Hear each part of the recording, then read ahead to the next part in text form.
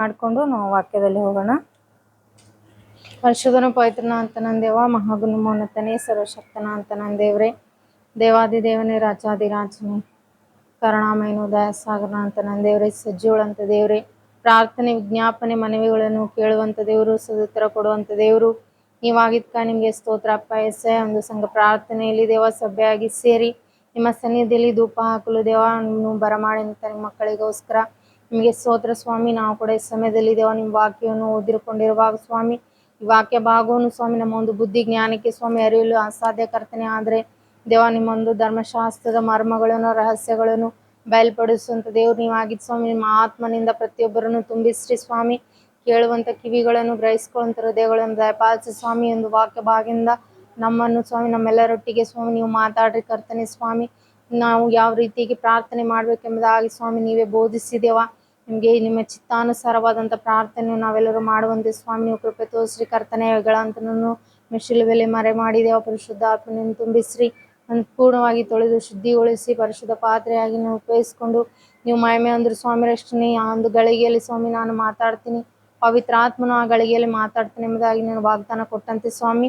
ಆ ಒಂದು ವಾಗ್ದಾನದ ಮೇಲೆ ನಾವು ಸ್ವಾಮಿ ನಾನು ಒಂದು ಸ್ಥಳದಲ್ಲಿ ನಿಂತಿರುವಾಗ ಕರ್ತನೆ ಯೇಸಯ್ಯ ನೀವೇ ನಿಮ್ಮ ಆತ್ಮನಿಂದ ತುಂಬಿಸಿದೇವ. ನಿಮ್ಮ ಪ್ರಜೆಗಳೊಟ್ಟಿಗೆ ಸ್ವಾಮಿ ನೀವೇ ಮಾತಾಡಿ ದೇವ, ನೀವೇ ಪ್ರತಿಯೊಬ್ಬರನ್ನು ಚೈತನ್ಯಗೊಳಿಸ್ಬೇಕಾಗಿ ದೇವ, ಪ್ರತಿಯೊಬ್ಬರಿಗೆ ಪ್ರಾರ್ಥನೆ ಆತ್ಮನ ತುಂಬಿಸ್ಬೇಕಾಗಿ, ಪ್ರತಿಯೊಬ್ಬರು ಪ್ರಾರ್ಥನೆಗೋಸ್ಕರ ಸಿದ್ಧರಾಗುವಂತೆ ನಿಮ್ಮ ವಾಕ್ಯದ ಮೂಲಕವಾಗಿ ಸ್ವಾಮಿ ಪ್ರತಿಯೊಬ್ಬರನ್ನು ಬಲಪಡಿಸ್ಬೇಕಾಗಿ, ನಮ್ಮನ್ನು ಸಿದ್ಧಪಡಿಸ್ಬೇಕಾಗಿ ಯೇಸು ಕ್ರಿಸ್ತರ ನಾಮದಲ್ಲಿ ಪ್ರಾರ್ಥನೆ ಬೇಡಿಕೋತೇನಪ್ಪ ತಂದೆ, ಆಮೇನ್. ಹಲ್ಲೆಲೂಯಾ. ದೇವರ ನಾಮಕ್ಕೆ ಸ್ತೋತ್ರವಾಗಲಿ. ಒಂದು ರಾತ್ರಿ ಕಾಲ ಸಮಯದಲ್ಲಿ ಸಂಘ ಪ್ರಾರ್ಥನೆಗೆ ಕೂಡಿ ಬಂದ ತಮ್ಮೆಲ್ಲರಿಗೂ ದೇವರ ಒಂದು ವಾಕ್ಯ ಓದ್ಕೊಂಡಿದ್ದೇವೆ ನಾವು ಈಗಾಗಲೇ. ಈ ಒಂದು ವಾಕ್ಯ ಭಾಗ ಎಲ್ಲರಿಗೂ ಪರಿಚಯ ಇದ್ದಂಥ ಭಾಗ. ಅನೇಕ ವರ್ತಿ ನಾವು ಈ ವಾಕ್ಯ ಭಾಗವನ್ನು ನೋಡ್ಕೊಂಡಿದ್ದೀವಿ. ಆದರೆ ದೇವರು ಈ ಒಂದು ಸಮಯದಲ್ಲಿ ಈ ಒಂದು ವಾಕ್ಯದ ಮೂಲಕವಾಗಿ ನಮಗೆ ಏನು ಹೇಳ್ತಾನಂತೇಳಿ ನಾವು ನೋಡ್ಕೊಳ್ಳೋಣ. ಈ ಒಂದು 11ನೇ ಅಧ್ಯಾಯ, ಲೂಕನು ಬರೆಸಿದ ಸುವಾರ್ತೆ 11ನೇ ಅಧ್ಯಾಯ 1ನೇ ವಚನದಲ್ಲಿ ಪ್ರಾರಂಭದಲ್ಲಿ ನಾವು ನೋಡ್ತಾ ಇದ್ದೀವಿ, ಯೇಸು ಕ್ರಿಸ್ತನು ಈ ಭೂಮಿ ಮೇಲೆ ವಾಸ ಮಾಡಿದಂಥ ಸಮಯದಲ್ಲಿ ಆವಾಗ ಯೇಸು ಕ್ರಿಸ್ತರು ಏನ್ ಮಾಡ್ತಿದ್ರು, ಪ್ರಾರ್ಥನೆಗಾಗಿ ಏಕಾಂತವಾಗಿ ಅವರು ಸ್ಥಳವನ್ನು ಹುಡ್ಕೊಂಡು ಹೋಗಿ ಪ್ರಾರ್ಥನೆ ಮಾಡ್ತಾ ಇದ್ರು. ಇದನ್ನು ಆತನ ಶಿಷ್ಯರೆಲ್ಲರೂ ಗಮನಿಸ್ತಾ ಇದ್ರು. ಯೇಸು ಕ್ರಿಸ್ತನು ಒಂದು ಪ್ರಾರ್ಥನೆ ಒಂದು ಜೀವಿತವುಳ್ಳಂತ ವ್ಯಕ್ತಿಯಾಗಿ ಲೋಕದಲ್ಲಿ ಜೀವಿಸಿದ್ರೆ ನಾವು ಸತ್ಯವೇದದಲ್ಲಿ ನೋಡ್ತೀವಿ. ಅಂತ ಒಂದು ಸಮಯದಲ್ಲಿ ಯೇಸು ಕ್ರಿಸ್ತನು ಪ್ರಾರ್ಥನೆ ಮಾಡುವಂತ ಸಮಯದಲ್ಲಿ ಪ್ರಾರ್ಥನೆ ಮಾಡೋದನ್ನು ಗಮನಿಸಂತ ಒಬ್ಬ ಶಿಷ್ಯನು ಯೇಸು ಸ್ವಾಮಿ ಹತ್ರ ಹೋಗಿ ಕೇಳ್ತಾನಂತೆ. ಏನಂದ್ರೆ 11ನೇ ಅಧ್ಯಾಯ 1ನೇ ವಾಕ್ಯದಲ್ಲಿ ನಾವು ನೋಡ್ತಾ ಇದ್ದೀವಿ, ಆತನು ಒಂದಾನೊಂದು ಸ್ಥಳದಲ್ಲಿ ಪ್ರಾರ್ಥನೆ ಮಾಡಿ ಮುಗಿಸಿದಾಗ ಆತನ ಶಿಷ್ಯರಲ್ಲಿ ಒಬ್ಬನು ಆತನಿಗೆ, ಸ್ವಾಮಿ, ಯೋಹಾನನು ತನ್ನ ಶಿಷ್ಯರಿಗೆ ಕಲಿಸಿದ ಹಾಗೆ ನಮಗೂ ಪ್ರಾರ್ಥನೆ ಮಾಡುವುದನ್ನು ಕಲಿಸು ಎಂದು ಕೇಳಿದನು. ಏನಂದ್ರೆ ಯೇಸು ಕ್ರಿಸ್ತನ ಶಿಷ್ಯನು, ಅವರ ಒಂದು ಹೆಸರು ಇಲ್ಲಿ ಬರ್ದಿಲ್ಲ, ಆದ್ರೆ ಯೇಸು ಕ್ರಿಸ್ತರ ಶಿಷ್ಯರಲ್ಲಿ 12 ಜನ ಶಿಷ್ಯರಲ್ಲಿ ಒಬ್ರು ಏನ್ ಕೇಳತ್ತಾರಂತ ಯೇಸು ಸ್ವಾಮಿ ಹತ್ರ ಹೋಗಿ, ಯೇಸಯ್ಯ, ನಾವು ಪ್ರಾರ್ಥನೆಯನ್ನು ಯಾವ ರೀತಿ ಮಾಡ್ಬೇಕು ನಮ್ಗೆ ಕಲಿಸು ಅಂತ ಹೇಳಿ ಕೇಳತ್ತಾರಂತ. ಎಷ್ಟೊಂದು ಸುಂದರವಾದಂತ ಪ್ರಾರ್ಥನೆ ಆತನು ಮಾಡ್ತಾ ಇದ್ದಾನಂದ್ರೆ, ಅವ್ರಿಗೇನ್ ಗೊತ್ತಿರಲಿಲ್ಲವ ಪ್ರಾರ್ಥನೆ ಮಾಡೋದು ಯಾವ ರೀತಿ ಅಂತ.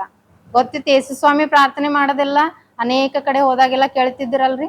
ಆದ್ರೂ ಆ ಶಿಷ್ಯನು ಯೇಸು ಸ್ವಾಮಿ ಹತ್ರ ಬಂದು ಏನ್ ಕೇಳ್ಕೊಳ್ತಾ ಇದ್ದಾನಂದ್ರೆ, ನಮಗೆ ಪ್ರಾರ್ಥನೆ ಮಾಡುವುದನ್ನು ಕಲಿಸಪ್ಪ ಅಂತೇಳಿ ಕೇಳ್ಕೊಳ್ತಾ ಇದ್ದಾನೆ. ಇಂಥ ಒಂದು ಪ್ರಾರ್ಥನೆ ನಾವು ಯಾವತ್ತಾದ್ರೂ ಮಾಡಿದೇವ? ಇಲ್ಲಿ ಕೂಡಿ ಬಂದಂತ ನಾವು ಮೊಟ್ಟ ಮೊದಲೇದಾಗಿ ಪ್ರಾರ್ಥನೆ ಮಾಡೋದಕ್ಕಿಂತ ಮುಂಚೆ, ಸಭೆ ಪ್ರಾರ್ಥನೆಯಲ್ಲಿ ನಾವು ಪ್ರಾರ್ಥನೆ ಮಾಡೋದಕ್ಕಿಂತ ಮುಂಚೆ ನಾವು ಏನ್ ನೋಡ್ಕೊಳ್ಬೇಕಂದ್ರೆ, ನಾವು ಯಾವತ್ತಾದ್ರೂ ದೇವರೇ ನಾನು ಯಾವ ರೀತಿ ಪ್ರಾರ್ಥನೆ ಮಾಡ್ಬೇಕು ನನಗೆ ಕಲಿಸು ಅಂತ ನಾವು ಕೇಳ್ಕೊಂಡಿದ್ದೇವ ದೇವರಲ್ಲಿ? ಹಲ್ಲೆಲೂಯಾ. ದೇವರು ಈ ಒಂದು ವಾಕ್ಯದ ಮೂಲಕವಾಗಿ ನಮ್ಗೆ ಏನ್ ಹೇಳಿ ಬಯಸ್ತಾ ಇದ್ದಾನಂದ್ರೆ, ಆತನೊಂದು ಶಿಷ್ಯನ ಯಾವ ರೀತಿಯಾಗಿ ಹೋಗಿ ಕೇಳಿದನು, ದೇವರೇ ನಮ್ಮ ಪ್ರಾರ್ಥನೆ ಮಾಡೋದನ್ನ ಕಲಿಸು ಅಂತೇಳಿ ನಾವು ಸಹ ದೇವರಲ್ಲಿ ಕೇಳ್ಕೊಳ್ಬೇಕು. ಯಾಕಪ್ಪ ಅಂದ್ರೆ ನಾವು ಮನುಷ್ಯರಾಗಿದ್ದೀವಿ, ಆತನು ದೇವರಿದ್ದಾನೆ. ದೇವರ ಒಂದು ವಾಕ್ಯದಲ್ಲಿ ನೋಡ್ತೀವಿ, ಭಕ್ತನು ದೇವರ ಆತ್ಮನಿಂದ ಪ್ರೇರಿತವಾಗಿ ಈ ರೀತಿಯಾಗಿ ದೇವರ ವಾಕ್ಯದಲ್ಲಿ ನೋಡ್ತೀವಿ, ದೇವರ ಎದುರುಗಡೆ ನಾವು ಮಾತಾಡೋದಕ್ಕೆ ಭಯ ಪಡ್ಬೇಕಂತ. ದೇವರ ಎದುರುಗಡೆ ಪ್ರಾರ್ಥನೆಗಳಾಗಿ ಮಾಡೋದಕ್ಕಾಗ್ಲಿ ನಾವು ತ್ವರೆ ಪಡಬಾರ್ದಂತ.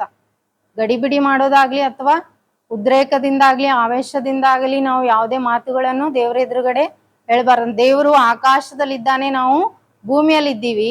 ನಾವು ದೇವರ ಎದುರುಗಡೆ ಮಾತಾಡ್ಬೇಕಾದ್ರೆ ನಾವು ಬಹಳಷ್ಟು ಹೆದರಿಕೆಯಿಂದ ಮಾತಾಡ್ಬೇಕಂತ. ಅದಕ್ಕೆ ಆ ಶಿಷ್ಯನು ಆ ಒಂದು ಯೇಸು ಕ್ರಿಸ್ತನ ಹತ್ರ ಹೋಗಿ ಕೇಳ್ಕೊಳ್ತಾ ಇದ್ದಾನೆ, ದೇವ್ರೆ ನಮಗೆ ಪ್ರಾರ್ಥನೆ ಮಾಡುವುದನ್ನು ಕಲಿಸು ಅಂತೇಳಿ. ಈ ಒಂದು ಸಮಯದಲ್ಲಿ ಮೊಟ್ಟ ಮೊದಲನೇದಾಗಿ ನಾವು ದೇವರಲ್ಲಿ ನಮ್ಮೊಂದು ಆತ್ಮದಲ್ಲಿ ನಾವು ದೇವರಲ್ಲಿ ಕೇಳ್ಕೊಳ್ಬೇಕು ಏನಂದ್ರೆ, ನಾವು ಪ್ರಾರ್ಥನೆ ಮಾಡೋದನ್ನು ಕಲಿಸು ಅಂದಾಗ ದೇವರು ತನ್ನ ಆತ್ಮನ ಮೂಲಕವಾಗಿ ನಮಗೆ ಆಲೋಚನೆಗಳನ್ನು ಕೊಡುವಂತ ದೇವರಾಗಿದ್ದಾನೆ.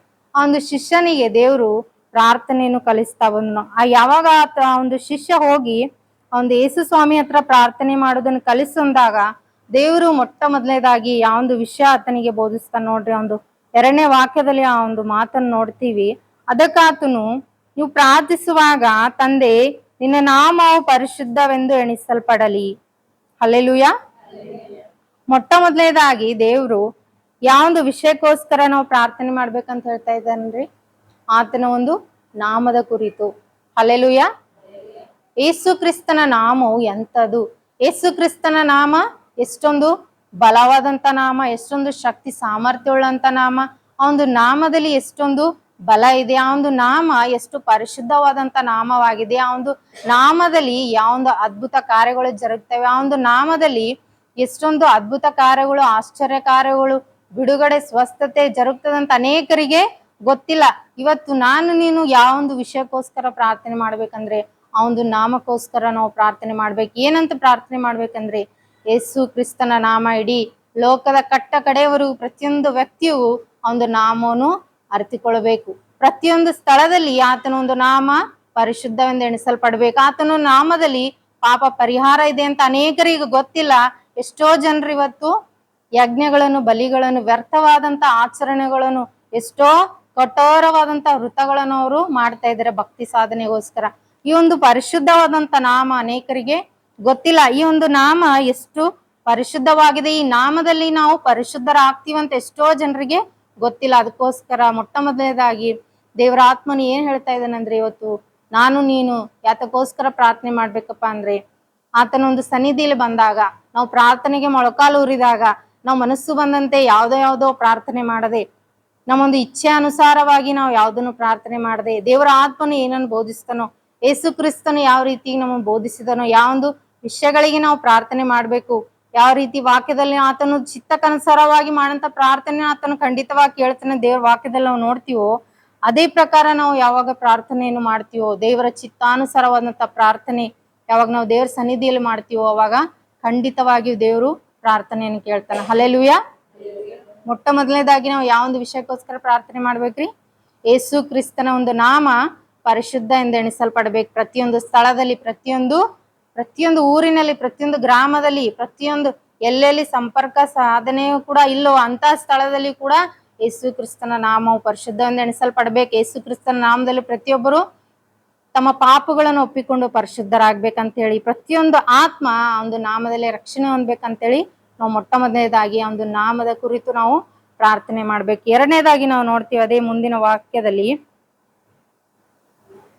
ನಿನ್ನ ರಾಜ್ಯವು ಬರಲಿ, ತಂದೆ ನಿನ್ನ ನಾಮ ಪರಿಶುದ್ಧವೆಂದು ಎಣಿಸಲ್ಪಡಲಿ, ನಿನ್ನ ರಾಜ್ಯವು ಬರಲಿ. 2ನೇದಾಗಿ ನಾವೊಂದು ಯಾವೊಂದು ವಿಷಯಕ್ಕೋಸ್ಕರ ಪ್ರಾರ್ಥನೆ ಮಾಡ್ಬೇಕಂದ್ರೆ ಆತನ ಒಂದು ರಾಜ್ಯದ ಕುರಿತು ನಾವು ಪ್ರಾರ್ಥನೆ ಮಾಡ್ಬೇಕು. ಹಲ್ಲೆಲೂಯಾ. ಮಾಡ್ತಾ ಇದ್ದೀವ ನಾವು ಅನುದಿನವು ದೇವರ ಒಂದು ರಾಜ್ಯಕ್ಕೋಸ್ಕರ ಪ್ರಾರ್ಥನೆ, ಅಥವಾ ನಮ್ಮೊಂದು ಸ್ವಂತ ಬುದ್ಧಿ ಆಲೋಚನೆಗಳಿಗೆ ಏನ್ ತೋರ್ತಾ ಇದ್ದೇನೋ, ಅಥವಾ ಈ ಲೋಕಕ್ಕೆ ಸಂಬಂಧಪಟ್ಟಿದ್ದಾಗ್ಲಿ ಮಾಡಿದ ಪ್ರಾರ್ಥನೆಗಳನ್ನೇ ನಾವು ಮಾಡ್ತಾ ಇದ್ದೇವಾ, ಆತನೊಂದು ರಾಜ್ಯದ ಕುರಿತು ಭಾರದಿಂದ ವೇದನೆಯಿಂದ ನಾವು ಪ್ರಾರ್ಥನೆ ಮಾಡ್ತಾ ಇದ್ದೇವೆ. ಅನುದಿನ ನಮ್ಮ ಪ್ರಾರ್ಥನೆಯಲ್ಲಿ, ಸಂಘ ಪ್ರಾರ್ಥನೆಯಲ್ಲಿ ನಾವು ದೇವರ ಒಂದು ರಾಜ್ಯದ ಕುರಿತು ಪ್ರಾರ್ಥನೆ ಒಂದು ಭಾರದಿಂದ ಮಾಡುವಂತವ್ರಾಗಿರ್ಬೇಕು. ಆತನ ಒಂದು ರಾಜ್ಯ ಈ ಭೂಲೋಕದಲ್ಲಿ ಸ್ಥಾಪನೆ ಆಗ್ಬೇಕಂತೇಳಿ ನಾವು ಪ್ರಾರ್ಥನೆ ಮಾಡ್ಬೇಕು. ಯಾಕಪ್ಪ ಅಂದ್ರೆ ಈ ಲೋಕ ಅಂಧಕಾರದ ದೊರೆತನದಲ್ಲಿದೆ. ಈ ಒಂದು ಲೋಕ ಯಾರ ಕೈಯಲ್ಲಿದೆ ರೀ? ಅಂಧಕಾರದ ಆಳ್ವಿಕೆ ನಡೀತಾ ಇದೆ ಈ ಲೋಕದಲ್ಲಿ. ಇಲ್ಲಿ ಯಾವೊಂದು ರಾಜ್ಯ ಬರ್ಬೇಕು? ಯೇಸು ಕ್ರಿಸ್ತನ ರಾಜ್ಯ ಬರ್ಬೇಕಂತೇಳಿ ನಾವು ಅನುದಿನವು ದೇವರಲ್ಲಿ ಪ್ರಾರ್ಥನೆ ಮಾಡುವಂತವ್ರಾಗ್ಬೇಕು. ಯೇಸು ಕ್ರಿಸ್ತನ ರಾಜ್ಯ ಈ ಒಂದು ಭೂಲೋಕದಲ್ಲಿ ಸ್ಥಾಪನೆ ಆಗ್ಬೇಕಂತೇಳಿ ದೇವರ ಒಂದು ರಾಜ್ಯಕ್ಕೋಸ್ಕರ, ನೀತಿಗೋಸ್ಕರ ನಾವು ಪ್ರಾರ್ಥನೆ ಮಾಡ್ಬೇಕ. ನಮ್ಮ ಒಂದು ಈ ಭೂ ಸಂಬಂಧವಾದಂತ ನಮ್ಮ ಒಂದು ಸ್ವಾರ್ಥಕ್ಕೋಸ್ಕರ ಪ್ರಾರ್ಥನೆ ಮಾಡದೆ, ನಾವು ಮೊಟ್ಟ ಮೊದಲನೇದಾಗಿ ಒಂದು ಪ್ರಾರ್ಥನೆಯ ಒಂದು ಪ್ರಾರ್ಥನೆಯ ಪ್ರಥಮ ಸ್ಥಾನ ನಾವು ಯಾವ್ದಕ್ ಕೊಡ್ಬೇಕಂದ್ರೆ ಆತನ ಒಂದು ರಾಜ್ಯಕ್ಕೋಸ್ಕರ ನಾವು ಪ್ರಾರ್ಥನೆ ಮಾಡುವಂತವ್ರಾಗಿರ್ಬೇಕು. ಹಲ್ಲೆಲೂಯಾ. ನಮ್ಮ ಒಂದು ಸ್ವಂತ ಒಂದು ಅವಶ್ಯಕತೆಗೋಸ್ಕರ ನಾವು ಎಷ್ಟು ಭಾರದಿಂದ ವೇದನೆಯಿಂದ ಪ್ರಾರ್ಥನೆ ಮಾಡ್ತೀವೋ, ನಮ್ಮ ಒಂದು ಸ್ವಂತ ಏನಾದ್ರೂ ಒಂದು ಕೆಲಸ ಇದು ಆಗ್ಬೇಕಂದ್ರೆ ಎಷ್ಟೋ ನಾವು ಹೃದಯದಲ್ಲಿ ಒಂದು ವೇದನೆ ಉಳ್ಳವರಾಗಿ ನಾವು ಪ್ರಾರ್ಥನೆ ಮಾಡ್ತೀವೋ, ಅದೇ ವೇದನೆ ದೇವರ ರಾಜ್ಯದ ಕುರಿತು ನಮ್ಮ ಹೃದಯದಲ್ಲಿ ಇಟ್ಕೊಂಡು ನಾವು ದೇವ್ರ ಹತ್ರ ಹೋರಾಡ್ಬೇಕು. ದೇವ್ರ ಹತ್ರ ನಾವು ಆಸಕ್ತಿಯಿಂದ ಪ್ರತಿದಿನ ನಾವು ದೇವರ ಒಂದು ರಾಜ್ಯದ ಕುರಿತು ಪ್ರಾರ್ಥನೆ ಮಾಡ್ಬೇಕಂತೇಳಿ ದೇವರ ಆತ್ಮನು ದೇವರ ಒಂದು ವಾಕ್ಯದಲ್ಲಿ ನಾವು ನೋಡ್ತಾ ಇದೀವಿ. ಹಲ್ಲೆಲೂಯಾ. ಮೂರನೇದಾಗಿ ನಾವು ಯಾವೊಂದು ವಿಷಯಕ್ಕೋಸ್ಕರ ಪ್ರಾರ್ಥನೆ ಮಾಡ್ಬೇಕಪ್ಪ ಅಂದ್ರೆ, ಮೂರನೇ ವಾಕ್ಯದಲ್ಲಿ ನಾವು ನೋಡ್ತೀವಿ, ನಮ್ಮ ಅನುದಿನದ ಆಹಾರವನ್ನು ಪ್ರತಿದಿನವೂ ದಯಪಾಲಿಸುವಂತ. ಹಲ್ಲೆಲೂಯಾ. ದೇವರು ಈ ಭೂ ಸಂಬಂಧವಾದಂತ ಆಹಾರಕ್ಕೋಸ್ಕರ ನೀವು ಪ್ರಾರ್ಥನೆ ಮಾಡ್ಬೇಡ್ರಿ, ಯಾವೊಂದು ವಿಷಯಕ್ಕೋಸ್ಕರ ದೇವ್ರು ಪ್ರಾರ್ಥನೆ ಮಾಡ್ರಿ ಅಂತ ಹೇಳ್ತಾ ಇದ್ದಾನೆ ಅಂದ್ರೆ, ನಮ್ಮ ಅನುದಿನದ ಆಹಾರವನ್ನು ನಮಗೆ ದಯಪಾಲಿಸಪ್ಪ ಅಂತೇಳಿ ನಾವು ಪ್ರಾರ್ಥನೆ ಮಾಡ್ಬೇಕಂತ. ಯಾವೊಂದು ಆಹಾರ ಅಂದ್ರೆ, ನಿಮ್ಮ ಒಂದು ಜೀವ, ನಿಮ್ಮ ಒಂದು ಆತ್ಮ ಬದುಕ್ಬೇಕಾದ್ರೆ ಅದಕ್ಕೆ ಪ್ರತಿದಿನ ಆಹಾರ ಬೇಕಲ್ರಿ ನಮಗ. ನಾವು ಯಾವ ರೀತಿ ಊಟ ಮಾಡ್ಲಾರ್ದೆ ಈ ಲೋಕದಲ್ಲಿ ಬದುಕ್ಲಿಕ್ಕೆ ಸಾಧ್ಯವಿಲ್ಲ. ಈ ಒಂದು ಹೊಟ್ಟೆಗೋಸ್ಕರ ನಾವು ಎಷ್ಟೋ ಕಷ್ಟ ಪಡ್ತೀವಲ್ರಿ ಪ್ರತಿದಿನ. ಬೆಳಗಾದ ತಕ್ಷಣ ಎದ್ದ ತಕ್ಷಣ ರಾತ್ರಿ ಮಲಗೋ ತನಕ ನಾವು ಕಷ್ಟ ಪಡ್ತಾನೆ ಇರ್ತೀವಿ ಈ ಒಂದು ಭೂ ಸಂಬಂಧ ಅಂತ ಹೊಟ್ಟೆಗೋಸ್ಕರ. ಈ ಒಂದು ನಿತ್ಯ ನಿರಂತರವಾಗಿ ಇರುವಂತ ಈ ಆತ್ಮ, ಈ ನಿತ್ಯತ್ವದಲ್ಲಿ ಇರುವಂತ ಈ ಆತ್ಮಕ್ಕೋಸ್ಕರ ನಾವ್ ಎಷ್ಟು ಕಷ್ಟ ಪಡ್ಬೇಕ್ರಿ, ಎಷ್ಟು ನಾವು ವೇದನೆ ಇರ್ಬೇಕು ನಮ್ಮಲ್ಲಿ. ಆದ್ರೆ ನಮ್ಗ ಅದು ಎಲ್ಲ ವಿರುದ್ಧವಾಗಿದೆ. ನಾವು ಆವೇದನೆ ಪಡುವಂಥದ್ದು, ಕಷ್ಟ ಪಡುವಂಥದ್ದು ಕ್ಷಣ ಮಾತ್ರ ಇರುವಂತ ಹೊಟ್ಟೆಗೋಸ್ಕರ ಅಲ್ರಿ. ಇಡೀ ನಮ್ ಜೀವನ ಪರ್ಯಂತರ ಕಷ್ಟ ಪಡ್ತೀವಿ ನಾವು ಈ ಒಂದು ಹೊಟ್ಟೆಗೋಸ್ಕರನೇ. ಆದ್ರೆ ದೇವ್ರು ಇವತ್ತು ನಮ್ಗೆ ಏನ್ ಹೇಳ್ತಾ ಇದ್ದಾನೆ ಅಂದ್ರೆ, ದೇವ್ರೇ ನಮ್ಗೆ ಅನುದಿನದ ಆಹಾರ ಕೊಡುವಪ್ಪ ಅಂತೇಳಿ ನಾವು ಪ್ರಾರ್ಥನೆ ಮಾಡ್ಬೇಕಂತ. ಈ ಒಂದು ಆಹಾರಕ್ಕೋಸ್ಕರ ನಾವು ಯಾವುದೇ ಕಷ್ಟ ಪಡುವಂತ ಅವಶ್ಯಕತೆ ಇಲ್ಲ. ನಾವೇನ್ ಮಾಡ್ಬೇಕು, ಬರೀ ಪ್ರಾರ್ಥನೆ ಮಾಡಿದ್ರೆ ಸಾಕು, ದೇವ್ರು ನಮ್ಗ ಕೊಡ್ತಾನಂತ ಅನುದಿನದ ಆಹಾರ. ಅದ ಯಾತಕ್ಕೋಸ್ಕರ ದೇವ್ರು ಈ ಮಾತು ಹೇಳ್ತಾ ಇದ್ದಾನಂದ್ರೆ, ದೇವ್ರು ಈ ಭೂಲೋಕದಲ್ಲಿ ಇದ್ದಾಗ ಆತನು ಜೀವಿಸಿ ತೋರಿಸಿದ್ದಾನೆ. ದೇವ್ರು 40 ದಿವಸ ಉಪವಾಸ ಇದ್ದಾಗ ಸೈತಾನ ಬಂದು ಶೋಧಿಸಿದಾಗ ದೇವ್ರ ಏನ್ ಹೇಳ್ತಾನ್ರಿ, ಊಟ ಮಾಡಲ್ ದೇವ್ರ. ಅವಾಗ 40 ದಿವಸ ಉಪವಾಸ ಇದ್ರು ಹಗಲು ರಾತ್ರಿ ದೇವ್ರು ಮನುಷ್ಯನಾಗೆ ಇರ್ತಾನ. ಅವಾಗೇನ್ ದೇವ್ರಲ್ಲಿ ಎಕ್ಸ್ಟ್ರಾ ಪವರ್ ಏನೂ ಇರಲ್ಲ. ನಾವ್ ಹೆಂಗ್ ಮನುಷ್ಯರಿದ್ದೀವಿ, ನಮ್ಮಲ್ಲಿ ಎಷ್ಟು ಕೆಪಾಸಿಟಿ ಇದೆ ಮನುಷ್ಯರಾಗಿ ತಾಳ್ಕೊಳ್ಳೋ ಅದೇ ಮನುಷ್ಯನಾಗೆ ಜೀವಿಸಿರ್ತಾನ ದೇವ್ರು. 40 ದಿವಸ ಹಗಲು ದೇವ್ರು ಒಂದು ಹನಿ ನೀರ್ ಕುಡಿದೆ ಉಪವಾಸ ಇದ್ದಾಗ್ಲೂ ಸಹ ದೇವ್ರು ಆಹಾರ ತೆಗೆದುಕೊಳ್ಳಾರ್ದೆ ದೇವ್ರು ಒಂದ್ ಮಾತು ಹೇಳ್ತಾನೆ, ಏನಂದ್ರೆ, ಮನುಷ್ಯನು ರೊಟ್ಟಿ ತಿಂದ ಮಾತ್ರದಿಂದ ಬದುಕುದಿಲ್ಲ ಅಂತ ಆ ಸೈತಾನಿಗೆ ಒಂದು ಉತ್ತರವನ್ನು ಕೊಡೋದನ್ನ ನೋಡ್ತೀವಿ. ಅದಕ್ಕೋಸ್ಕರನೇ ದೇವ್ರು ಇಲ್ಲಿ ಹೇಳ್ತಾ ಇದ್ದಾನೆ, ನಮ್ಮ ಅನುದಿನದ ಆಹಾರಕ್ಕೋಸ್ಕರ ನಾವು ದೇವ್ರ ಹತ್ರ ಪ್ರಾರ್ಥನೆ ಮಾಡ್ಬೇಕಂತ. ದೇವ್ರೆ, ಇವತ್ತು ನನಗೆ ಆತ್ಮಕ್ಕೆ ಬೇಕಂತ ಆಹಾರ ದಯಪಾಲಿಸು ದೇವ್ರೆ. ನಿನ್ನ ಒಂದು ಮಾತಿನಿಂದಲೇ ನಾನು ಬದುಕ್ಲಿಕ್ಕೆ ಸಾಧ್ಯ ಈ ಲೋಕದಲ್ಲಿ. ಸೈತಾನ ತಂದು ಹಾಕುವಂತ ಪ್ರತಿಯೊಂದು ಶೋಧನೆಯಿಂದ, ಪ್ರತಿಯೊಂದು ಆತಂಕಗಳಿಂದ ಎಷ್ಟೋ ಪರಿಸ್ಥಿತಿಗಳು ಎದುರಾಗ್ತವೆ ಈ ಲೋಕದಲ್ಲಿ ನಮಗೆ ಪ್ರತಿದಿನ ಪ್ರಯಾಣದಲ್ಲಿ. ಅದಕ್ಕೆ ನಮಗೆ ಬಲ, ಶಕ್ತಿ ಬೇಕು ಪ್ರತಿಯೊಂದನ್ನು ಎದುರಿಸ್ಲಿಕ್ಕಂದ್ರೆ. ಈ ಲೋಕದ ಪ್ರಯಾಣದಲ್ಲಿ ನಾವು ಸಾಗ್ಲಿಕ್ಕೆ ಶಕ್ತಿ ಬೇಕಪ್ಪ ಅಂದ್ರೆ ನಮ್ಮ ಒಂದು ಆತ್ಮಕ್ಕೆ ಪ್ರತಿದಿನ ಆಹಾರ ಬೇಕಿಲ್ಲಪ್ಪ ಅಂದ್ರೆ, ನಮ್ಮ ಆತ್ಮಕ್ಕೆ ಆಹಾರ ನಾವು ಕೊಡ್ಲಿಲ್ಲ ಅಂದ್ರೆ ಆತ್ಮ ಏನಾಗ್ತದ್ರಿ, ಬಲಹೀನವಾಗ್ತಾ ಹೋಗ್ತದೆ. ಬಲಹೀನ ಆಗಿ ಆಗಿ ಒಂದು ವ್ಯಕ್ತಿ ಯಾವ ರೀತಿ ಊಟ ಬಿಟ್ರ ವೀಕ್ ಆಗಿ ಆತನಲ್ಲಿ ಎದ್ದೇಳಕ್ನು ಶಕ್ತಿ ಇರ್ಲ, ಕೊನೆಗೆ ಆತನು ದೇಹದಲ್ಲಿ ಉಸಿರು ಯಾವ ರೀತಿ ನಿಂತು ಹೋಗ್ತದೋ ಅದೇ ರೀತಿ ನಮ್ಮ ಆತ್ಮಕ್ಕೆ ನಾವು ಆಹಾರ ಕೊಡ್ಲಿಲ್ಲ ಅಂದ್ರೆ, ಈ ಒಂದು ಜೀವಳಂತ ವಾಕ್ಯ ನಮ್ಮ ಒಂದು ಆತ್ಮಕ್ಕೆ ನಾವು ಪ್ರತಿದಿನ ಉಣಿಸ್ಲಿಲ್ಲ ಅಂದ್ರೆ, ನಾವು ಆಹಾರ ತೆಗೆದುಕೊಳ್ಳಿಲ್ಲಪ್ಪ ಅಂದ್ರೆ ನಮ್ಮ ಒಂದು ಆತ್ಮ ಕೂಡ ಸತ್ತಂತ ಸ್ಥಿತಿಯಲ್ಲಿ ಇರ್ತದೆ. ಅದಕ್ಕೋಸ್ಕರ ಸೈತಾನನು ಅದನ್ನೇ ಪ್ರತಿದಿನ ಹೊಂಚ ಹಾಕುವಂತವನಾಗಿದ್ದಾನೆ, ಯಾವ ರೀತಿ ನಮ್ಮಿಂದ ಆಹಾರವನ್ನು ತಪ್ಪಿಸ್ಬೇಕಂತೇಳಿ. ಅದಕ್ಕೋಸ್ಕರ ಪ್ರತಿದಿನ ನಾವು ದೇವರ ವಾಕ್ಯವನ್ನು ಮೆಲುಕು ಹಾಕುವಂತವ್ರಾಗಿರ್ಬೇಕು.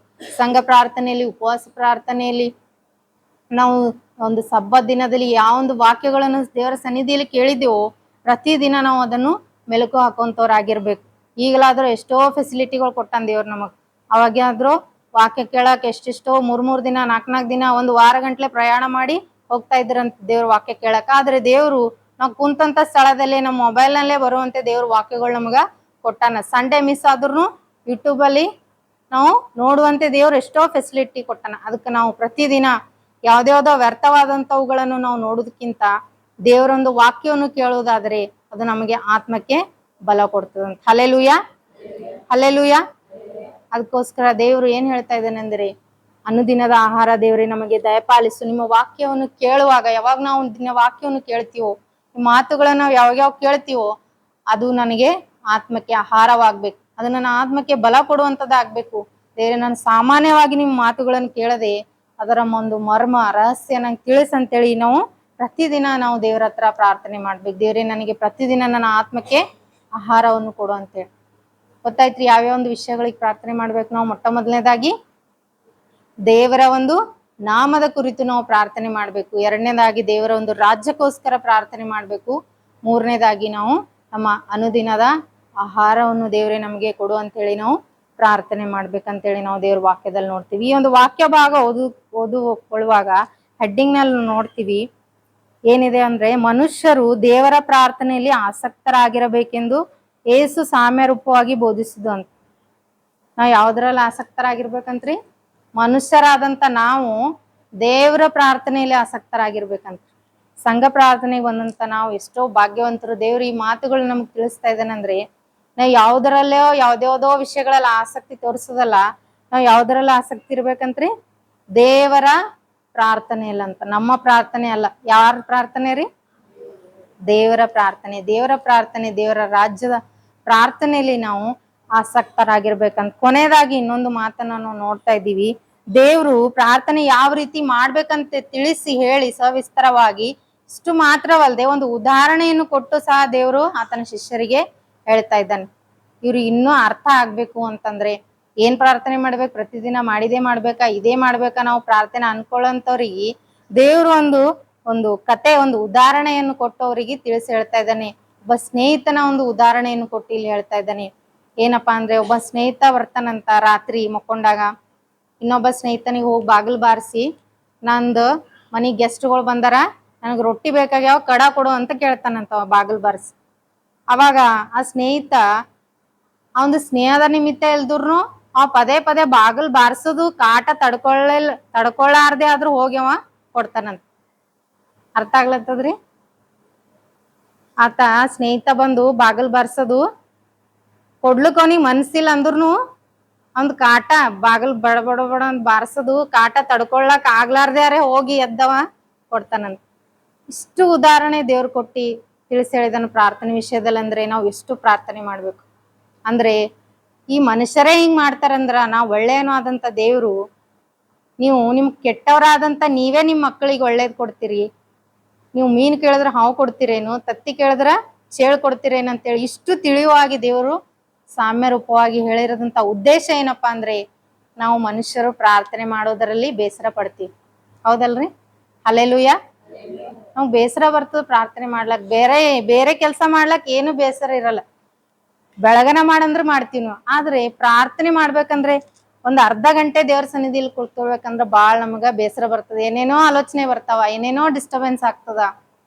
ಆದ್ರೆ ಒಂದ್ ಸಾರಿ ನಾವು ಆಸಕ್ತಿಯಿಂದ ಕುಳಿತು ಮಾಡ್ಲಕ್ ಸ್ಟಾರ್ಟ್ ಮಾಡ್ದೇವ್ ಅಂದ್ರೆ ಅದನ್ನ ತಡಿಲಿಕ್ಕೆ ಯಾರಿಂದಲೂ ಸಾಧ್ಯವಿಲ್ಲ. ಅದಕ್ಕೋಸ್ಕರ ಈ ಒಂದು ಸಂಘ ಪ್ರಾರ್ಥನೆಯಲ್ಲಿ ಬಂದಂತ ನಮಗೆ ದೇವ್ರು ಏನ್ ಬೋಧಿಸ್ತಾ ಇದ್ದಾನಂದ್ರೆ, ನೀವು ದೇವರ ಒಂದು ಪ್ರಾರ್ಥನೆಯಲ್ಲಿ ಆಸಕ್ತಿ ಆಗಿರ್ಬೇಕು. ಯಾವ ರೀತಿಯಾಗಿ ನೀವು ಆಸಕ್ತರಾಗಿರ್ಬೇಕಂದ್ರೆ, ದೇವರಿಗೆ ನಾವು ಎಷ್ಟು ದೇವರೇ ಬೇಸರ ಪಟ್ಕೊಂಡು ಆನ್ಸರ್ ಕೊಡ್ಬೇಕಂತ ಪ್ರಾರ್ಥನೆ, ಆ ರೀತಿ ನೀವು ಪ್ರಾರ್ಥನೆ ಮಾಡ್ಬೇಕಂತ ದೇವ್ರ ಎಕ್ಸಾಂಪಲ್ ಕೊಟ್ಟನ. ಅಷ್ಟೊಂದು ಕಿರಿಕಿರಿ ಆಗತ್ತನ ದೇವ್ರೇನ್ ಬಿಡಲ್ಲ, ನಮ್ಮ ಪ್ರಾರ್ಥನೆ ಉತ್ತರ ಕೊಡ್ತಾನ.